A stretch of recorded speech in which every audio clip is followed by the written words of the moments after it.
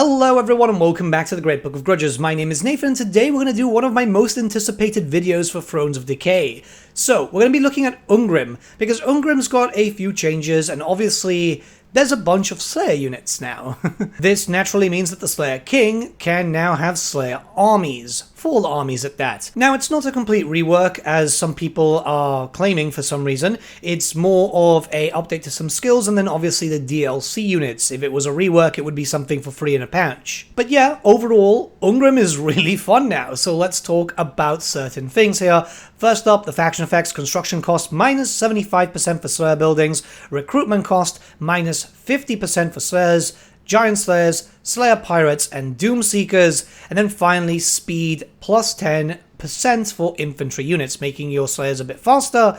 And then for the Lord effects, we have the following: upkeep minus 25% for Slayers, Giant Slayers, Slayer Pirates, Goblin Hewers, and Doom Seekers in Lord's Army, melee attack plus 5 for all Slayer units in Lord's Army, and then we've got the passive ability Journey's End for the Slayer units in Lord's Army. This means that whilst their health is above 75%, their units won't die. Entities will not die. Now, this is all sounding pretty good, but that's not it. Let's actually jump into a campaign. So naturally, Ungrim has had some changes to his unique skill line, where you've got a bunch of benefits over here, focusing around boosting up your Slayers, Giant Slayers, and your Slayer Pirates. There's other stuff like granting him Terra, ward save, which is pretty damn good, and obviously you've got a secondary line which is going to improve all your Slayer stuff. So you've got two skill lines there, same as the Demon Slayer, and it actually ends up being quite good. Overall, Ungrim gets a lot stronger, which, I mean, he was already a very strong legendary lord,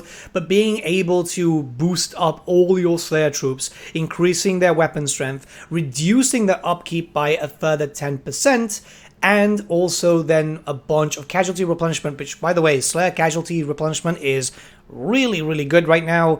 Yeah, you're going to be doing a lot of damage, and it's very killy. So if you want to go into a Slayer-themed army, Slayer-themed faction, and only recruit Slayers, Ungrim might be the faction for you. And you do get further casualty replenishment with the Axe of Dargo, which, by the way, with that and Garagrim, yeah, your Slayers are going to be stupid cheap with Ungrim. I'm going to be showcasing that a little bit later, but overall you've got a lot of bonuses here to make him one of the killiest lords, and it's going to work because you're going to be dealing with Grimgor. Yeah, he's pretty far away, he's in the Mountains of Morn, but you're going to be pushing in there without too much of a problem now. Now you can start recruiting Slayers from the very beginning, but if you want the true Slayer experience, it's going to take around 10 turns for you to kind of get everything up and running, and don't you worry about that because it is super quick. The first 10 turns aren't really anything too much of a problem, but yeah, you'll start off, you'll move your army into the location. Don't get rid of the other troops just yet, even the Runesmith.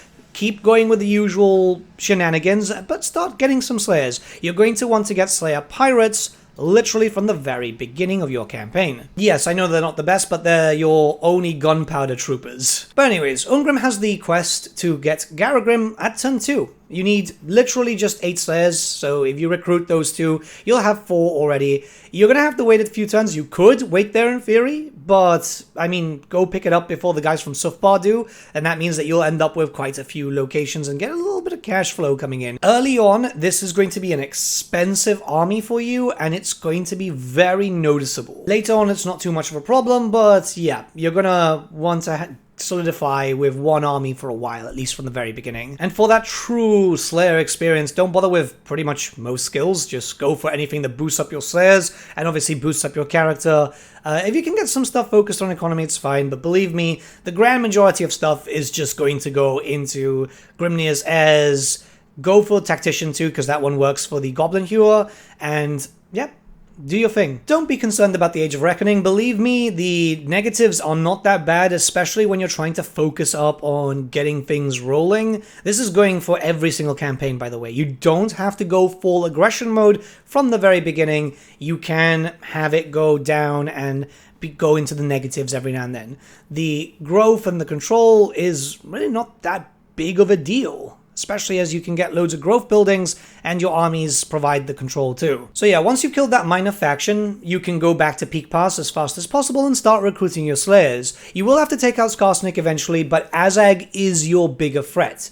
Then you can turn your attention to Skarsnik and help out Fulgrim before he gets destroyed. It does usually take a few turns. Here you'll be able to take advantage of Slayer Pirates, getting much needed gunpowder. They also do pretty well in melee. Keep in mind that the other Slayers, the generic ones, are going to be the better ones in melee, but you are more than golden to be able to do this. Get yourself enough troops that you'll be able to obviously get Garagrim, and also enough that you're going to be able to fight off Azag, as he does have a fairly large horde. And as you've seen here, once you go onto the technology tab, try to focus down after you've gotten the growth bonus on stuff that's got Slayers, so you can actually get further upkeep production. You can get loads of high boosts towards all your Slayer stuff, the pirates becoming much cheaper too. It does work out very, very well, as you'll be able to really make them terrors on the battlefield, even with a lack of armor. But yeah, here you go, turn 10, and you've already got Garagrim. It can take a little bit less if you decide just to stay at Peak Pass to recruit it, but I would say go out there and get some damage done. Garagrim himself is a legendary hero who is fairly strong and also has major bonuses to stuff relating to Slayers, increasing their speed, decreasing their recruitment cost.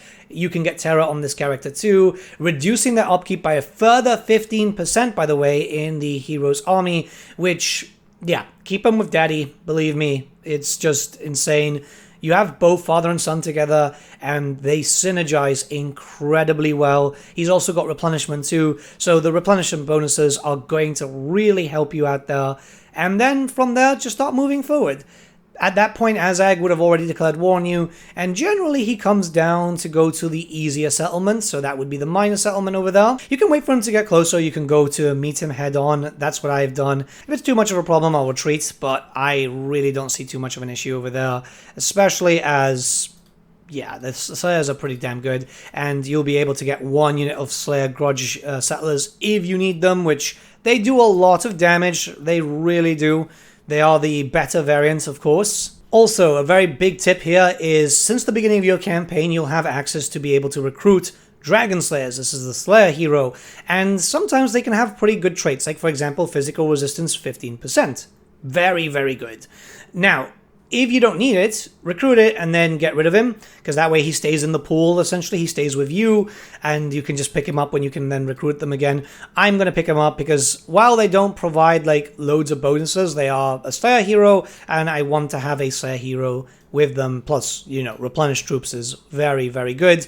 So you're going to want one per army, essentially, if you're going to do just full Slayer. Now, you might be saying that, yeah, Slayers are expensive. Well, that's fine, because when you get into combat with Slayers, as you level up Slayers, yeah, you get this. Minus 20% for Slayers, Giant Slayers, Slayer Pirates, Goblin Hewers, and Doomseekers for your Lord's army. And you will actually end up getting quite a few of them. Believe me, it doesn't actually take that long to pick up more and more. Nurgle gets this very often with Plague Bearers and so on, and it's pretty much as common as that, where I believe by 50 turns into this campaign, I had enough for maybe 12 different armies. So yeah, you're already reducing the upkeep dramatically. The Demon Slayers also have the minus 10% upkeep, so you'll be able to get minus 30%. There is another 8% at the bottom, which is the blue skill line, but I tend to avoid that. And obviously there's buildings around the area, like landmarks and so on, which will reduce upkeep for all Slayer units, so yeah, have a little fun with that. So let me give you a little bit of an example here. You can see the upkeep costs of even Doomseekers, which are very, very expensive naturally, and clearly this is with Ungrim, so the armies for everyone else won't get that cheap, but being able to field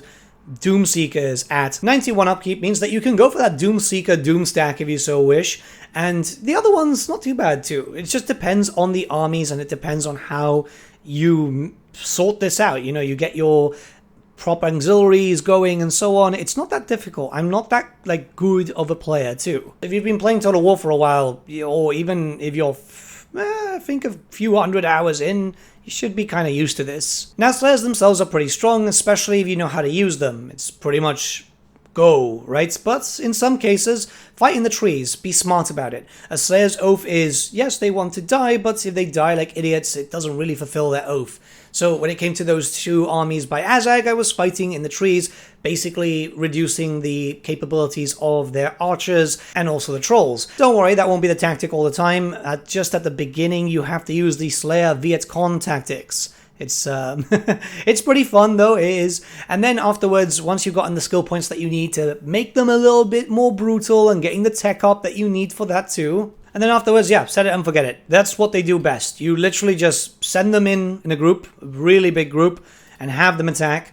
They do really well. Make sure that you put the enable attack for the Slayer Pirates, so they'll fire as they move forward. I normally have that auto turned off so I don't screw myself with some other units from other factions, because I do forget to play around with the settings, to be honest. But yeah, literally, damage is done. They'll rip apart anything. This is from the quest line, because I was able to do both of the first two items in the same turn. I would literally just do the Orc one, kill them off, get the replenishment, and then teleport to the next one. This was really early into my campaign too, so I was able to get two very powerful items with Ungrim and make him even stronger. And then, as you can see here, I'm not really doing much. I'm just watching my troops fight and watching them rip apart all the undead without really much of a hassle. It's oddly satisfying. I know this isn't the most interesting tactic, and yes, you can actually pick up some other troops too, but if you just want to go full Slayer, which is something that I've wanted to do, this one works out quite well. You can do that with Malakai also, but Malakai's campaign is so focused on artillery and so on. This is why you can get cannons with like 700 to 900 kills now. You're not going to want to go full Slayer, but with Ungrim, you definitely will. Also, for those wondering, Garagrim is absolutely fantastic for dealing with hordes. All you have to do is put him in the middle of a group, cast his ability, which might take a while because you have to make it go tick down, and then boom, just watch him rip apart stuff. It's really good against orcs and black orcs and stuff like that. Anything with really heavy armor, just kind of satisfying. If you're just focusing on sorting out your troops and just getting them as strong as possible, you'll be ripping apart pretty much any armies from the beginning. And remember, like the Warhammer 1 quest battles generally were a little bit harder than the Warhammer 2 and the Warhammer 3 ones. By turn 19 on average, I've been testing this on multiple difficulties, you'll have 3 full regions, and yeah, pretty good income despite the fact that, yeah, you've got armies of Slayers, rather expensive troops. After which you can then decide where to go. Like I said, I'm going to go down and help Thorgrim because he does struggle. He is being attacked by Scarsnake. I also do believe Skrog was pushing in. I don't know, sometimes Thorgrim doesn't perform too well as an AI, so you're there to save him. That's why you're up close and personal with him, and he's a pretty good ally. He acts as a good doorstop. Let him keep Karazakarak for the time being. But let me show you what could be done in 50 turns. As you can see, I've got the Northern World's Edge Mountains, I've got a lot of the Blasted Lands, I've got one army pushing into the Mountains of Morn, and one army pushing south into getting rid of Tretch, essentially, and one northern army pushing into Zone Uzkul. So 3 armies right now, still a lot of money. I don't have any Doomseekers, but I do have the building for it. I feel like I slowed down a lot when it came to the Doomseekers, and really I could have gotten them a lot faster, I must admit. It's more than likely the fact that, yeah, I didn't do a lot with growth buildings. I was focusing heavily on cash though, which is allowing me to build up a lot of areas and have them not only very defensible, but in general have a little bit of everything, right? I'm only literally building money buildings, Slayer buildings, defensive buildings, and quality of life stuff. Like, for example, you can get more local recruitment capacity as, yeah, you'll be able to field the armies a lot quicker. So, yeah, right now these armies are literally just grudge settlers with Slayers, not anything else.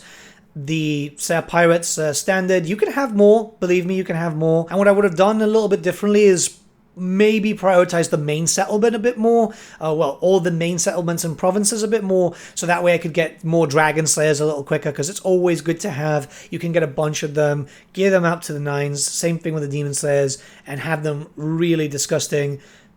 Yeah, I mean, overall, pretty happy. I feel like this is the Slayer campaign I've been waiting for. Goblin Ewers still aren't great, I'll be very honest with you there, but the rest of the stuff is great. You can boost up the Goblin Hewers to snipe out characters, essentially, but low ammunition and so on. Now again, you're not locked to getting Oni Slayers, but if you want a fun challenge and if you want something really different, and you have the DLC when it releases, yeah, Ungrim is the Slayer campaign. Ungrim is definitely the Slayer campaign.